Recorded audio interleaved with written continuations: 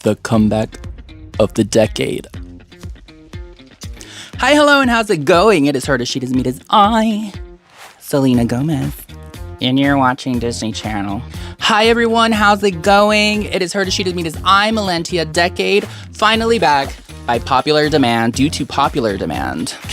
Don't look at it. Don't look at my bra. Oh my god, it's so embarrassing. Okay, where do we even start? Not only is it the return of RuPaul's Drag Race, but the return of Millennia Decade. For one night only. One night only.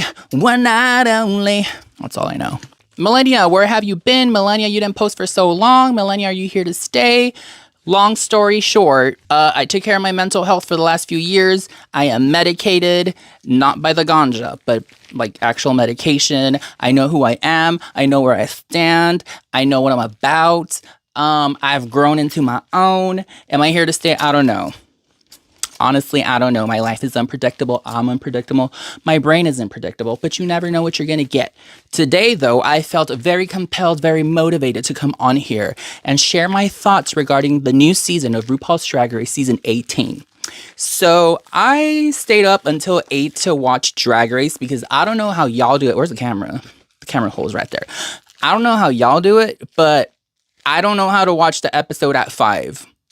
I don't know how you do it without getting a virus, so I have to wait like an old person until 8. But it makes sense because apparently if you're over 30, you're an old person. So there's a lot to cover. There's a lot of thoughts to be shared. You know, I am hella neurodivergent. My recall memory sucks. I'm really bad at conversations. I'm really bad at just coming up with stuff on the spot to just talk about. But I did take notes. Because I am a studious student of the students. I took some notes on my computer. I have a computer. I'm going to be sharing what I thought, what my thoughts were as I was watching the episode. So please, if this is something that you're interested in, then watch it. Okay, so here we go. First of all, let me put on my glasses because apparently if you're over 30, you're an old lady. And I got to put on my glasses. Ah, it pinched me. I got to put on my glasses to read. I have a little disclaimer on here because I don't want the evil twinks of the internet to come for me. Because I'm just a little old lady, okay? I'm a millennial old lady, please. Please take anything as just another grain of salt in the beach. I'm a poet. It's not that serious. If you want to get mad and loud about something, we need that energy in the forefront advocating for queer and immigrant rights in the U.S. Please and thank you. Oy, what a disclaimer, dude. You're so studious. Okay, let's jump into it because I'm not going to waste your time. Okay, so first of all, the episode starts, right? If you missed it, here it is for you. The episode starts, it goes, MTV. Or is that on Paramount Plus? I don't know. Athena walks in.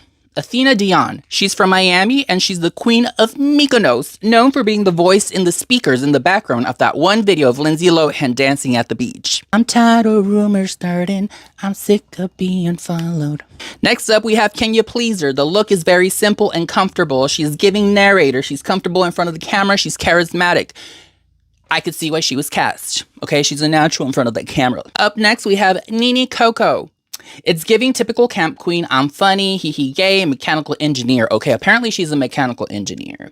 And this had me thinking, it's great that drag has evolved and been such a juggernaut thanks to RuPaul's Drag Race, but let us not forget our roots and that it used to be a place where people found community, people found survival, people made a living through drag, they paid their bills through drag, they found families through drag after being disowned by their own. It comes from a place of people who were not privileged. There are people who have been hustling for years without the exposure and booking fee that comes with being on a nationally televised show. And it's great that it's evolved and it is where it is now. But I feel that it's important to upkeep and remember our history. And there's still people who are living under those situations. Okay, these people are not doing drag as a hobby. They didn't go to school, become an engineer, and then they come back into the club and be like, I'm just gonna make some extra coin because I want to buck a little bit. No, like some people, this is how they make their living and this is all they've known for years. Just check your privilege if you have any. Thanks. Check your privilege and uplift people in your community. It's like Nene versus the cast of season 18. The storyline set up already. Like, people are for some reason kind of like giving her stink eye or being like, you sewed that? And it's kind of like, what's the issue? It looks good. It looks clean. Like, there's people who would pay to get that made. I don't see why they're kind of bringing that her look down, especially when there's people who just came in with a little jumpsuit. I'm just saying. Jane Don't walks in. She's from Seattle, and she's related to Bosco and Irene the Alien. I'd be scared. I'd be intimidated. I would be like, well, damn, I guess I'll be a runner-up this season. Next up, we have Discord Adams. I love this look. I ate it up. I'd wear it. The mixture of fabric is chef's kiss. I wanted to strip it off of her like the Cinderella stepsisters when she was going to the ball and they were like, give me that. So we have Mia Starr. She's been on the world tours and as a backup dancer, for Rihanna, for Eminem, for LL Cool J, and honestly, it's cool. It's impressive. Like, that's a lot of exposure to performing. I'm interested to see how developed her drag is, because even though she was performing as a dancer, a backup dancer, it takes some time to craft your persona, to find yourself, your footing when it comes to drag. I feel like it's very different when someone was a backup dancer and then they decide, hey, I'm going to go back to drag. Like, you need to develop you're going to be a good queen that knows how to dance, absolutely, but like, how are you going to engage and connect? Because there's more to it than just dancing and performance and getting tips, at least in my opinion. Even though she started like 14 years ago, she says she's been doing it for like 3 or 4 years, drag. Those are vital developmental years for your child. Juicy Love, Dion. Beautiful face and hair, youthful energy are my notes. Briar Blush. So Briar already rubbed some people the wrong way. She just came up to the table and said, bitch, I'm from Boston. You know, Jenna Marbles was from Boston, so Jenna, we miss you. R.I.P. Marbles. Up next, we have Mandy Mango. So Nurse Joy walks into a bar. I'm just kidding. At first, I didn't get it, but it's okay, because I don't have to get it. All drag is not for us. If you don't get it, then keep it moving, okay? You don't gotta tear nobody apart. At first, I didn't get the look because it was giving more cosplay than fashion than drag. And I thought she came in as Nurse Joy, which I think that was probably the reference. Based off the makeup and the look, I wouldn't think that she's been doing it for that long. When Miss Mango walks in, I felt like someone from a different franchise came in. Like, it was like someone from Drag Race Australia or Drag Race UK walked into the set of the US drag. Like, that's how I felt when I first saw her. But good, shake it up. We need different perspectives, different points of view, different drag. Sierra Mist was giving me horror and glamour. Hello, ugly. I love the outfit. It was textured. It was multi-dimensional, multiple colors. It had flat and sheen. It was not just matte. And I think that is what elevated the look and made it look more than just cosplay. If you look at it, like, there's spray paint, there's different colors, there's some gloss, the jack-o'-lanterns, there's texture to it, so it just doesn't look like she glued some jack-o'-lanterns to her hips. Darlene Mitchell walks in, and I feel like I've seen this style of drag, the silhouette, the Midwestern Star Supernova, or whatever Chapel Roan sings. It reminds me of Trixie Mattel. It reminds me of Akasha. No, what's her name? Acacia forgot her. I forgot her name. Up next, we have Mikey Meeks. And she's the 5th Florida girl, so Florida is in the house. They put in the word for the Florida girls this season. Her aesthetic reminds me of Ben de la Creme, the look. Okay, just based off that initial look, it reminds me of Ben de la Creme. The camp, the hairstyle, the feathers.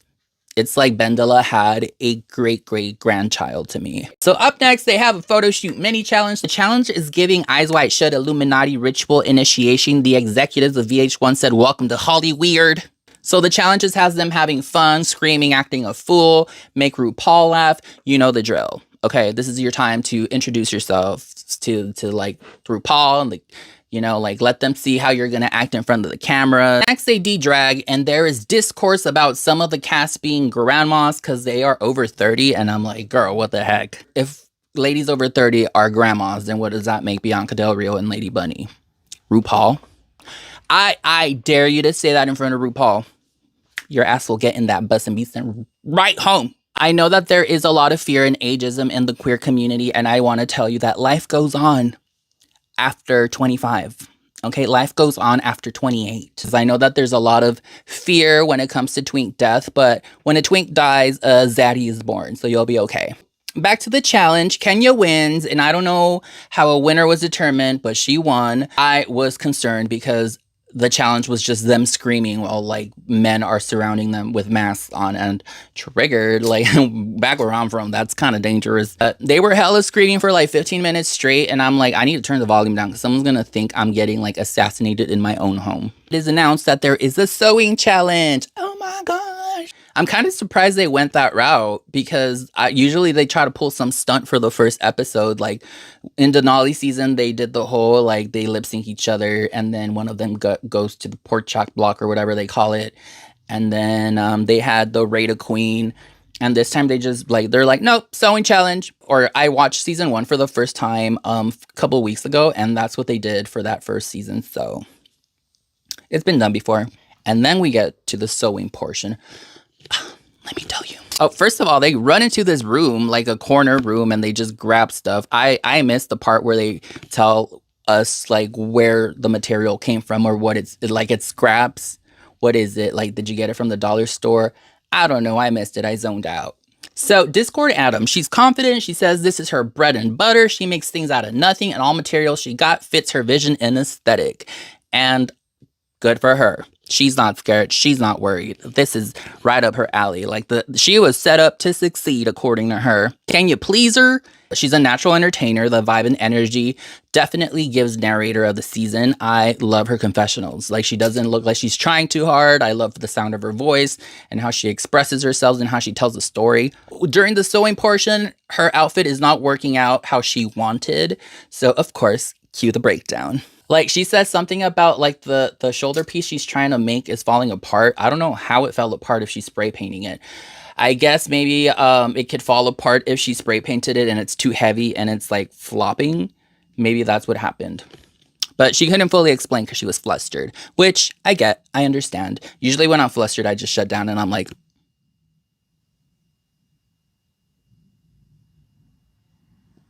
I want to go home. Okay, so Athena and Juicy, there's this portion, there's this piece, okay, of the episode where Juicy was asking for help with putting a needle in the sewing machine, and I was surprised that Athena did not help her grandniece, or how do you say that? I don't have a family. I was surprised that Athena didn't help her granddaughter.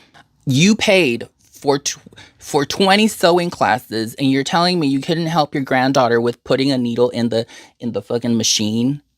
That's kind of messed up. Because even if you put the needle in there for her, then you know how hard it is to sew, and that you can't just like do something, you know, like if you don't know how to use the machine, she's still gonna struggle. So it's not like you're handing her $20,000. You couldn't put the needle in the machine for her. That's just me. I was like, who needs enemies when you got grandparents like that? Can you please her silhouette? Based off what I'm seeing, it's giving me like Miss Cracker Mayhem Miller with the glove silhouette, like the thing she's putting around her shoulders. Based off how she placed the brims of the hat, I feel that that's what she was going for, and then somehow it fell apart. And then we get a commercial. Big Tarvey. Okay, so back from commercial. Next day, runway time. Bring it to the runway. Runway. Runway. Bring it to the runway. Bring it to the runway. Briar, Blush, and Athena go at it.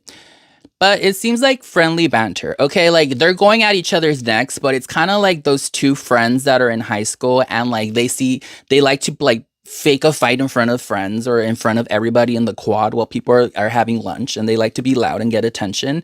That's what it's giving me. So I'm not fully invested in whatever it is that they're going at, but they're giving the producer some content to work with. Based off social cues, tone, and body language, Athena ate her up. That's all I have to report on that. So we go back to Can You Please Her, and they are pushing the storyline that she didn't do what she wanted, but she's gonna make it work and sell it because she could sell anything, okay? She can sell, okay? Obviously, I can't sell. I couldn't sell you anything right now. Don't look at me. And then they're pushing Discord Adams being confident and being crafty. Like she's just confident and like zooming in, zooming out of her just being like, yup, this is my challenge. I got this. These feathers are gonna fucking win me the challenge this week. Apparently, it's brought up again that Athena Dior is the queen of Mykonos, Greece, and she is the iconic voice in the video of Lindsay Lohan. I'm tired of rumors starting. I'm sick of being followed. I always wondered whose voice that was. So, cover girl, put the bass in your walk, walk, walk. RuPaul comes out. RuPaul Andre Charles comes out. RuPaul Andre Charles comes out. My notes on RuPaul. RuPaul looks amazing. I'll take one in hot pink. Hot pink and black. The belt buckle dress looks beautiful, stunning. I'd wear it. The hair is giving the cover of Glamazon. It reminded me of the Glamazon era, although the hair was bigger back then. Like, I love that look, the Glamazon era look. The intro for Cardi literally lasts a couple seconds. She said from one gangsta bitch to another, and that was it. That's all she said. And then RuPaul went, anyways, here's the runway. I expected more from Cardi being on the show.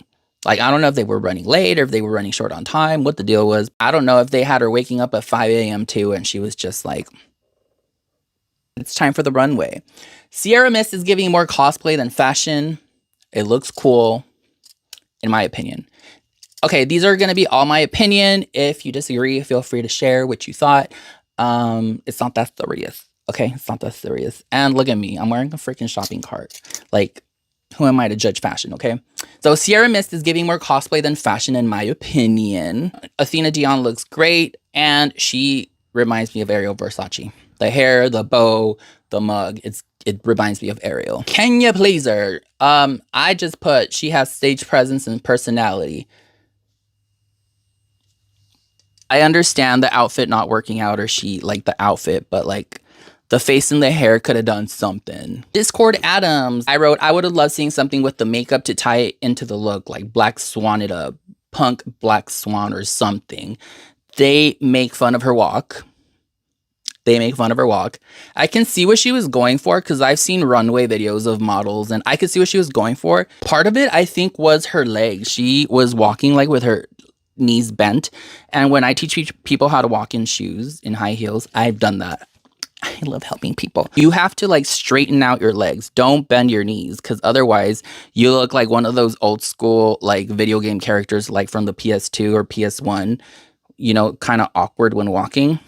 I feel that that's what Discord was doing. We have Mia Starr and she's giving invasion of privacy. It's giving, I don't sew, but I know how to use a glue gun. We have Didi Fuego. The face and hair could have elevated the look like with Kenya. I'm not a fan of this look. I would have probably made something worse though.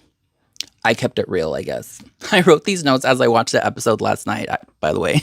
So up next, we have Juicy Love. Okay, I feel that if she gave us like that Angelina Jolie fish from Fishtail, they would have ate it up. Like all the elements were there, in my opinion, to give us like a look similar to that. The main problem was the skirt for sure. It looks like one of those silk fans that are used a lot and she just wrapped it around her waist. But maybe if she just wrapped it on her butt like those dancing skirts, like those dance outfits that drag queens use sometimes, it would have looked better. I don't think the look is horrible. She was like devastated and she said she felt like a loser, and I was like, girl, there's some girls in the back who don't look as good as you do and they're living their best life. So up next, we have Vita Von Teese, stunning Tim Burton Batman umbrella, pageant down, impeccable, my favorite. I love it. It's like gothic. It's stunning, beautiful chef's kiss, beautifully constructed, like the embellishments with the disco ball and the mirrors and the structure of the piece. It's like, ooh, and made out of umbrellas. Come on now. Up next, we have Briar Blush, and I didn't know how to feel about the loofah skirt portion. It was a cute look. Next, we have Mandy Mango. She reminds me of Shangela with the snowman skirt. I do appreciate her doing something with her face though. Like, I want more of that. I want performers to incorporate their face makeup into the look, because then we have runways where we know that they're going to look amazing because we're wearing a Diego Montoya a gown, you know, but do something with your makeup and your face other than a neutral face, you know, like I wish more people incorporated the makeup because I feel like makeup can be your biggest accessory in a look. Darlene Mitchell, it's okay, cute nod to bedroom queen. My favorite part is that she made a teddy bear to accessorize the look. Mikey Meeks, I said that it's okay. It's very Virgin Mary, very simple. But when they zoomed in, I could see that there's some detail. I would have tried styling it with like over accessorizing because the silhouette was kind of simple.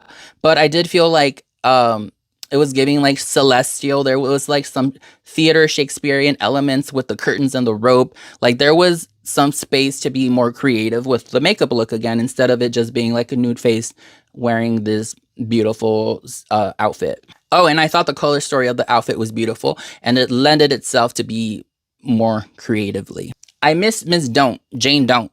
And I felt the color scheme was beautiful. The outfits was beautiful. She super well constructed. She made the jacket. She made a bustier. She made a skirt, and it was like pleated and like professionally done. It took a lot of skill to do that. And she said she dyed the fabric. So exceptional job. I would love to wear that outfit. Nene Coco's look, I feel the gift bags could have been glittered so it wasn't so flat and matte, because it literally looked like bent like cardboard paper orange. She looked like a mango on a stick to me, which is cute. The color scheme was cute, but I'm saying like it kind of like I talked about with with Sierra Mist's outfit, where you add some glitter to it, you add some shine to it to make it have more nuance, to not look so flat. I feel like this outfit could have benefited from that. Just throwing some glitter on there, some gold with the orange would have looked beautiful. So we go to commercial. So far with all the critiques, I feel that Cardi, I understand where she's coming from. And I think because I have a lot of family that kind of speaks like her and are Hispanic, I have friends that are Caribbean as well, and I understand how they speak and where they're coming from. So it's not with malice that she says certain things, but they can be very blunt and direct, and to someone who is not used to being talked to like that, or who doesn't know you, they could be like offended by it. She wasn't doing it with malice, and then she went to go visit them during Untucked with her friends, which was cute. Mandy Mango, they tell her to edit, and I agree. She just needed to edit it. I feel that Mandy's outfit, it just needed to, instead of being below the knee, I feel it would have looked great as a mini skirt with the dangling flowers. It wasn't bad. It wasn't bad. Somebody was telling her it looks like a wicker basket, and it does, but like it reminded me of that challenge in season 3 with Alexis Mateo, like when they had to work with burlap. It also reminded me of season 11 Plastic Tiara, you know, of Evie Oddly, Silky Ganache. Like they had to make outfits. I feel it was in that same family, in that same realm. It's just that the skirt needed to be a little higher, in my opinion, to be more flattering. So, commercial break. So, Erica and Tokyo. I thought it was great and smart and kind for Cardi to bring in the dolls. It was great that she gave the opportunity for trans women to share their experience and to share the spotlight. I found it better than being a performative artist who, like the ones that pretend to know about the community, or you know, they have like a song they want to sell and all of a sudden they're pro LGBT. I love the fact that she came in and she's like, I admire you, you inspire me, and these are my girls. But like I mentioned, I would have loved to see more of her fun side, her personality. I don't know if she was tired, I don't know if she was touring, I don't know if she got in a fight in her tour bus, I don't know if they had her waking up at 5 a.m. like these other girls. But a note I made about Discord Adams, I said that I think it's not smart being so outspoken and triggered by the fact that you're safe or that you feel you deserve more in an environment like RuPaul's Drag Race, where there's producers everywhere, you're mic'd up, they did a psych eval, they know your weaknesses, they know your strengths. I feel you're setting yourself up to be Janified or Lucy LaDuca, you know, like you can be good at something, and I feel like just because it's reality TV, they're gonna mess with you and they're gonna dangle that carrot in front of you and like take it away. Not to mention that a lot of the time people find it off-putting when you talk so much about yourself and I'm so good at this, I'm so good at that, I can't believe I'm safe. Do y'all see this? What do you think about this? It's great, huh? Can you believe it's just safe? Like, I feel that work speaks for itself, and if somebody feels that way, they'll share it or people will know. But when people are constantly like needing that validation, it can be a little off-putting, especially to like the audience the Drag Race audience who's watching. I feel that's something people come to a conclusion on their own, not something that they're told. You know, that someone is sickening. So we go to commercial. So we are told that Nene Coco is top 2 along with Dita Von Teese.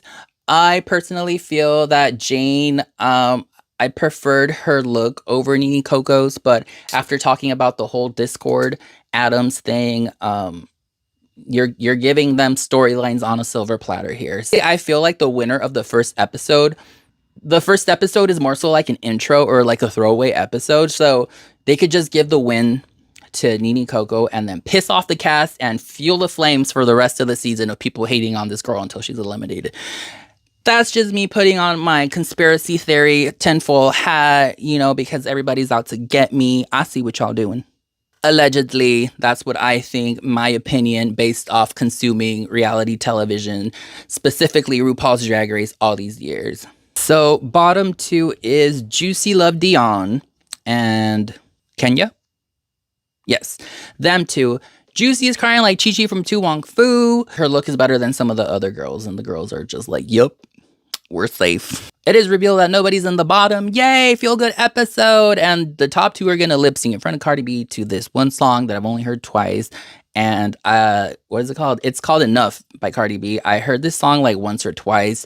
I don't know the words. My ass would have been sent home this episode. I would have had a breakdown. I probably would have cried, bald, in a wig cap in the middle of the runway with like duck feet, like just my nylons, because I lost my shoes in the lip sync somehow. Imagine they gave us bongos, or if they gave us Bodak Yellow. They killed it. They knew the words. They embodied the energy of the song. I would have had no chance against either one of those girls. They killed it. I don't know. It looked like they rehearsed that song for like 2 weeks straight. Like they knew every lyric, I had never heard of the song. Nene Coco is the winner. I preferred Vita's look. It was elevated, the makeup, the hair, the outfit. After watching Untucked, conspiracy theory, allegedly. I'm suspicious they gave it to Nene Coco to piss off the cast. Tinfoil hat. It stirred the pot. It ruffled feathers. They gave it to them on a silver platter, and it set up the season. Final thoughts. I felt the episode felt a little rushed. I don't know if it was just me, but it felt kind of rushed. Even the end credits, it was like while the final remarks were being made, the end credits were playing. We didn't get that much from Cardi. Apparently next week they are doing singing and girl groups with Dove Cameron. There's typical footage of people crying, say they're in trouble, they aren't singers, breakdowns with the headphones. Where my people at? I'll give you the quick recap of Untucked. Untucked, they got snacks. They got snacks and candy in Untucked. It looks bigger. I would fuck up the corner with the candy. Athena is worried about Juicy, but didn't help her with the needle threading. They all think Vita's going to be in the top. One thing I noticed in this Untucked is that the girls are being fed. Athena is fucking up some chocolate-covered strawberries. Made me crave them at like 10 p.m. Briar is eating popcorn. 2 of my favorite snacks.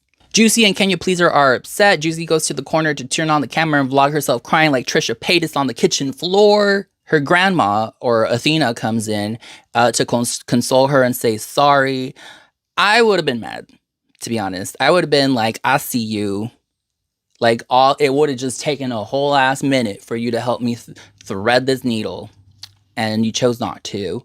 And you took 20 sewing classes and your look looked impeccable, and you couldn't like help me out a little bit, grandma.